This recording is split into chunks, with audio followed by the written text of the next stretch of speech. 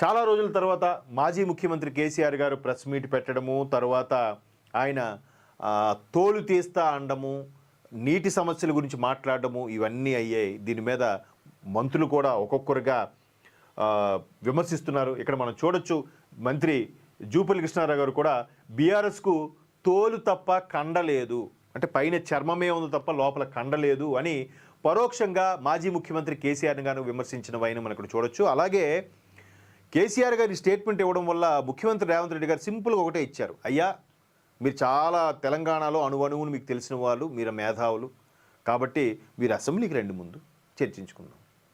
చూసారా, అసెంబ్లీకి రండి చర్చించుకుందాం. ఇక్కడ కేసీఆర్ గారు కామెంట్స్ చేయడము, వెంటనే ఆంధ్రప్రదేశ్లో మాజీ మంత్రి గుడివాడ అమర్నాథ్ రెడ్డి గారు స్పందించడము, ఇక్కడ వెంటనే కాంగ్రెస్ శ్రేణులు కొన్ని కంపారిజన్ పోలికలు చేస్తున్నాయి. ఇక్కడ మాజీ ముఖ్యమంత్రి కేసీఆర్ గారు అసెంబ్లీకి రారు, ఎందుకు, ముఖ్యమంత్రి ముఖం చూడడం ఇష్టం లేదంట, అంటే ఇది కాంగ్రెస్ శ్రేణుల యొక్క అభిప్రాయం. అక్కడ వైకాపా నేత జగన్మోహన్ రెడ్డి కూడా అసెంబ్లీకి వెళ్ళడం లేదు, అక్కడ చంద్రబాబు నాయుడు గారు నా సీట్లో చూడడానికి ఇష్టం లేదు. పైగా ప్రతిపక్ష హోదా కూడా లేని ఒక సాధారణ ఎమ్మెల్యే జగన్మోహన్ రెడ్డి, ఇక్కడ ప్రతిపక్ష హోదా ఉన్న కేసీఆర్ గారే వెళ్ళకపోతే ఆయన వెళ్తాడు, ఎలా వెళ్తాడు? పైగా ఆయనకి ఫుల్ టైం మాట్లాడడానికి ఛాన్స్ ఇచ్చేయాలంట, ఎందుకంటే ప్రజల గొంతుకు వినిపిస్తాడు కదా ఆయన.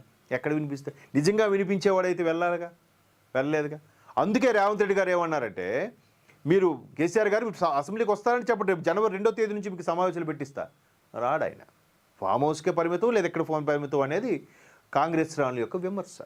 అంటే జాగ్రత్తగా మాట్లాడాలి. ఏదో మొత్తం నీటి సమస్య అంతా నీరు వచ్చిందని అంటే మరి ఎక్కడ పూర్తి స్థాయి క్లియరెన్స్ రాకుండానే మీరు ఎలా ప్రాజెక్టు చేపట్టారు?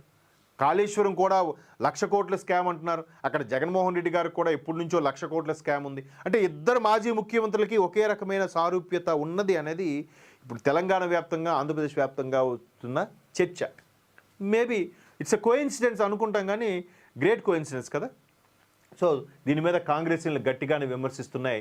మరోవైపు భాజపా కూడా ప్రధానమంత్రి మోదీ గారు ఈ మధ్యకాలంలో దిశానిర్దేశం చేస్తున్న నేపథ్యంలో ఇక్కడ కాంగ్రెస్ మీద, అక్కడ వైకాపా మీద కూడా భాజపా నాయకులు అటాక్స్ స్టార్ట్ చేయబోతున్నారు. ఏ స్థాయిలో ఉండబోతుందో వెయిట్ అండ్ సీ.